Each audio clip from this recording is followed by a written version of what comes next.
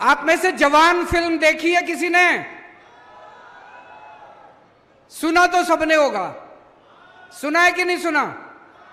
उसमें शाहरुख खान का डायलॉग है, आपने सोशल मीडिया पे देखा होगा। शाहरुख खान क्या कहता है?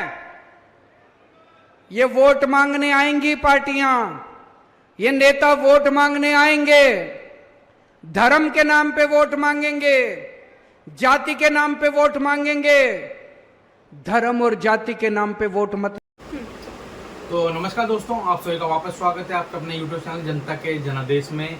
तो जैसे कि आपको पता है कि हम डेली इस समय एक एपिसोड की सीरीज हमने शुरू करी, इसमें हम डेली न्यूज़ के ऊपर बात करते हैं, दिन भर की अपडेट के ऊपर आप लोगों तक उन अपडेट्स को पहुंचाते हैं, उनका विश्लेषण करते हैं। साथ ही साथ जो 2024 का एक चुनाव आने वाला है, सबसे बड़ा चुनाव है लोकसभा का, जहाँ पर एक तरफ है एनडीए अलायंस जिसकी अगुवाई कर रहे हैं नरेंद्र मोदी, जो कि 10 साल से लगातार प्रधानमंत्री हैं, और बीजेपी अपने दम पे भी कहीं ना कहीं मोहम्मद का आंकड़ा पार कर ले रही है हर बार। और दूसरी तरफ एक इंडिया अलायंस बना है इस बार, जिसकी अगुवाई अभी कोई नहीं कर रहा है। 26-28 पार्टियां मिलकर इस अलायंस को चला रहे हैं, जिसमें लगभग 11 अलग अलग राज्यों की सरकारें शामिल हैं, मुख्यमंत्री हैं इस अलायंस में। तो उसके ऊपर ही हम लगातार बात कर रहे हैं। तो आज के अपडेट के ऊपर अगर हम बात करेंगे तो आज जैसे कि आप सभी को पता है कि आज 18 सितंबर है और आज से संसद का विशेष सत्र स्टार्ट हुआ है। जी हाँ, हालांकि ये सत्र किस बारे में है इसके ऊपर कोई अपडेट नहीं दी गई।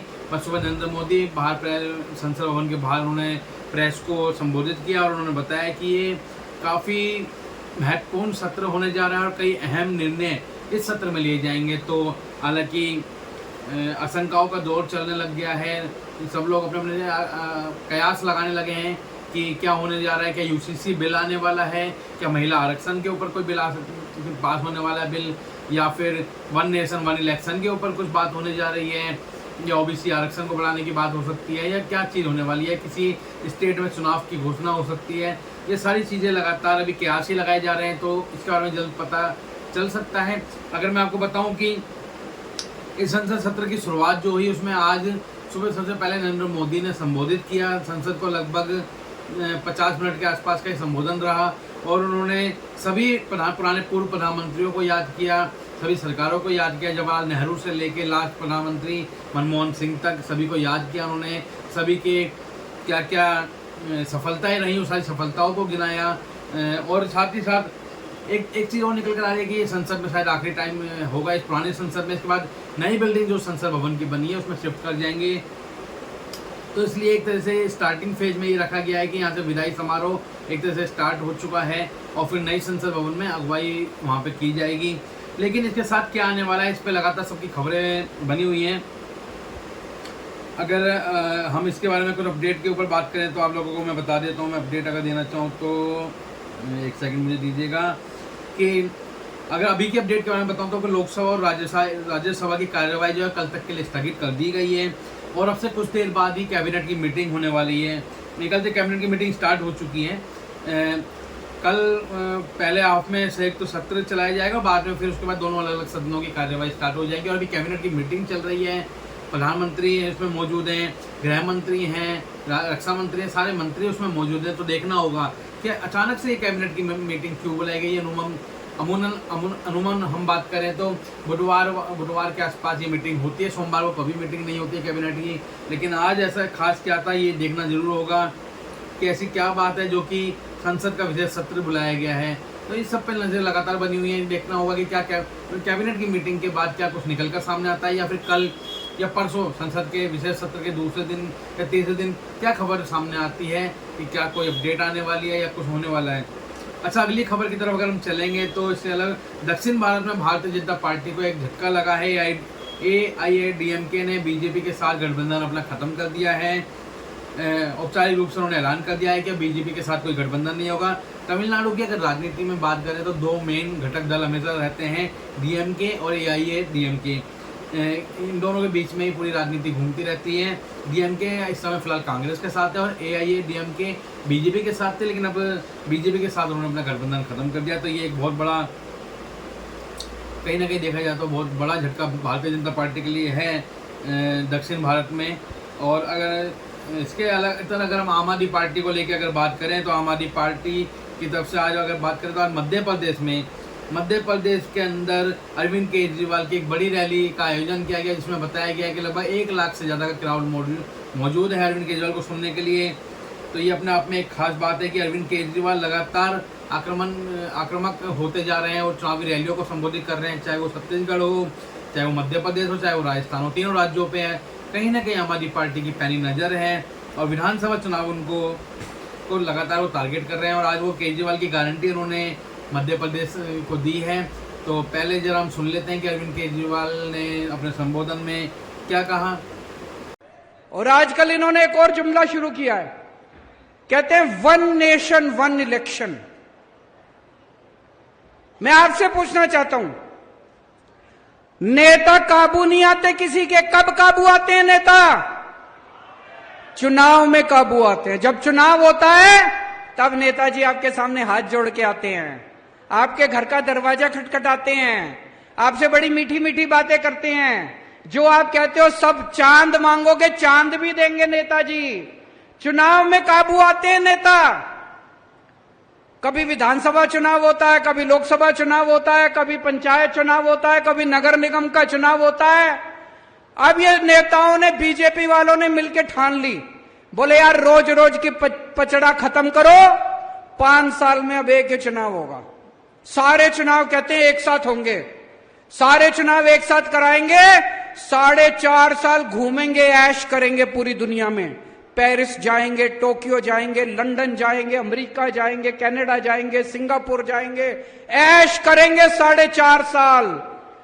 और फिर 4.5 साल बाद आके आपके गैस के सिलेंडर के 200 रुपए कम कर देंगे और कहेंगे वोट दे दो। कभी मत करने देना 1 नेशन 1 इलेक्शन।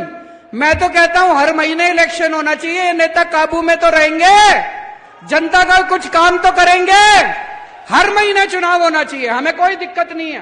कहते पैसा खूब लगता है, जितना पैसा तुमने चोरी कर लिया उससे तो कम पैसा लगता है। इतना पैसा चोरी करके बैठे हैं अपने घर में, कहते पैसा लगता है चुनाव में। जितना पैसा तुम चोरी कर गए उससे तो आधा पैसा भी नहीं लगता। चुनाव हर महीने होने चाहिए, नहीं होने चाहिए?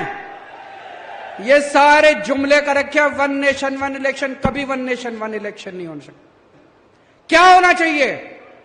1 नेशन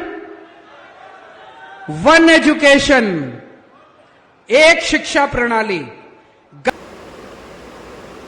तो जैसे कि आपने देखा कि अरविंद केजरीवाल ने संबोधन में क्या कहा, उसके बाद अरविंद केजरीवाल ने लगातार जो अपनी गारंटियां दी हैं।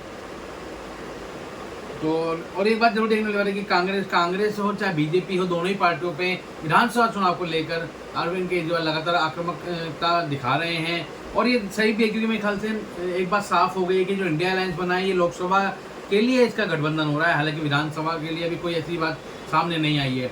तो मुझे लगता है कि विधानसभा लेवल पे हर पार्टी अपने आप को ऊपर दिखाना चाहेगी और आम आदमी पार्टी के लिए एक बेहतर चांस है कि अगर विधानसभा में वो अच्छा प्रदर्शन कर पाते हैं तो उसके बाद लोकसभा में कहीं ना कहीं उनकी भागीदारी शामिल होती हुई दिखेगी, चाहे वो छत्तीसगढ़ हो, मध्य प्रदेश हो, राजस्थान हो।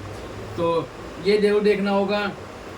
अरविंद केजरीवाल ने आज फिर एक बार आई लव माई इंडिया करके संबोधित किया कि इंडिया का नाम बदलने की जो बात लगातार की जा रही है उसको लेकर लगातार उन्होंने टारगेट भी किया।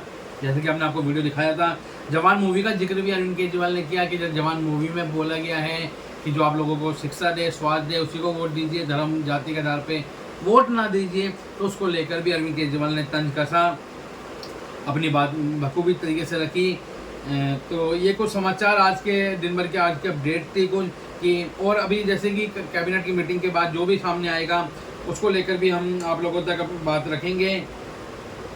लेकिन फिलहाल अगर बात करी जाए तो दोस्तों दिन भर की अपडेट ये रही कि विशेष सत्र शुरू हो चुका है, कैबिनेट की मीटिंग अभी चल रही है। हालांकि क्या खास होने वाला है इसका भी कुछ पता नहीं है। अरविंद केजरीवाल अभी मध्य प्रदेश में रैली के दौरान आक्रामकता दिखा रहे हैं। बीजेपी ने कहीं ना कहीं बीजेपी अपनी तरफ से भी लगातार आक्रामक हो रही है। बीजेपी को झटका भी दक्षिण भारत में लगाया है। तो ये सारी अपडेट्स हैं जो कि हम लोगों ने आप लोगों तक पहुँचाई हैं। अच्छा, एक खबर और आ रही है, ब्रेकिंग न्यूज हो रही थी कि जो कांग्रेस की पूर्व विधायक है फिरोजपुर रूरल से सत्कार कौर और उनके पति को डिटेन किया है पंजाब विजिलेंस द्वारा। ऐसे कि एक मतलब इस बारे में कहते हैं उनके आय से अधिक संपत्ति के मामले में उन्हें अभी रिटेन किया है, तो देखना होगा कि इसमें क्या तब्दीलियाँ होती हैं। पंजाब के अंदर लगातार आम आदमी पार्टी जिस तरीके से काम कर रही है, चाहे वो आय से अधिक संपत्ति वाले जो लोग हैं, या ड्रग्स के मामलों में, या फिर कानून व्यवस्था को सुधारने के मामलों को लेकर लगातार कहीं ना कहीं आगे बढ़ती हुई दिखाई दे रही है हमारी पार्टी की सरकार। तो ये मजबूती कांग्रेस कहीं ना कहीं हमारी पार्टी भी पंजाब में दिखाती हुई दिखाई दे रही है। और अरविंद केजरीवाल लगातार, जैसे मैंने बताया, तो मध्य प्रदेश उन्होंने एक गारंटी भी ये भी दी है कि पैसा जो हम मध्य प्रदेश का एक पैसा जो होगा वो हम आप लोगों पे खर्च करेंगे, ना कि बाकी पार्टियों की तरह अपनी जेब में भरेंगे। तो ये भी कहीं ना कहीं उन्होंने अपडेट दी है। तो ये लगातार कुछ अपडेट्स थी जो मैंने आप लोगों तक पहुँचा दिया है। तो दोस्तों इस तरह की सारी अपडेट थी। बाकी अगर कोई ताज़ा अपडेट अगर आएगी कि कैबिनेट मीटिंग के बाद अगर कोई एक खुलासा होता है, कोई बड़ा कहीं ना कहीं बड़ा कहते हैं कि एक बड़ा कोई बड़ी घोषणा की जाती है, तो उसके ऊपर भी हम लोग बात करेंगे। ये तो कल मिलेंगे आप लोगों के साथ। हो सकता है कल कोई अपडेट हमारे सामने आ जाए, तो उसको लेकर आप लोगों के पास आएंगे। अगर आप लोगों को वीडियो पसंद आई और हमारे नया सेटअप हम जिस तरह से लगातार अपने आप को तब्दील कर रहे हैं, आप लोग लगातार अपना प्यार बना रहे हैं वीडियो पे, उसके लिए बहुत बहुत धन्यवाद। हाथ में थोड़ी बहुत इम्प्रूवमेंट आनी शुरू हो चुकी, तो उम्मीद करता हूँ कि लगभग अगले 1 से 1.5 महीने में शायद ये हाथ चलना वर्किंग मोड में आ जाए। तो उसके बाद हम ग्राउंड से भी आप लोगों तक वीडियो पहुँचा पाएंगे। फिलहाल अगर आपको ये वीडियो पसंद आई हो तो वीडियो को लाइक करना मत भूलिएगा, शेयर जरूर करिएगा, चैनल को सब्सक्राइब करना मत भूलिएगा। जल्द से जल्द हमें 10,000 सब्सक्राइबर तक पहुँचना है, तो अपना प्यार बनाए रहिएगा। जय हिंद, जय भारत।